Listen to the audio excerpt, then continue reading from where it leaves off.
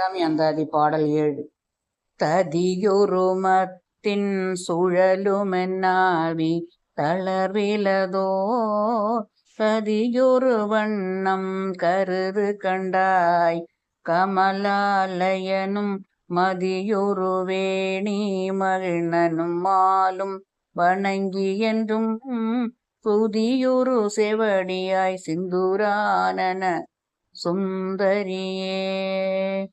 உரை: தாமரை மலரில் உதித்தவனும் கலைமகளின் பொழுனனும் ஆகிய பிரம்மனும் திருமாலும் வணங்கி போற்றுகின்ற சிவந்த பாதங்களை உடைய செந்தூர திலகம் நெற்றியில் அணிந்து விளங்கும் பேரழகானவளே, தயிரை கடையும் மத்துபோல பிறப்பு இறப்பு என்று சுழன்று கொண்டிருக்கக்கூடிய என் ஆத்மாவை காத்து எனக்கு நல்ல அடைக்கலம் தருவாய். என் தாயே சரணம்.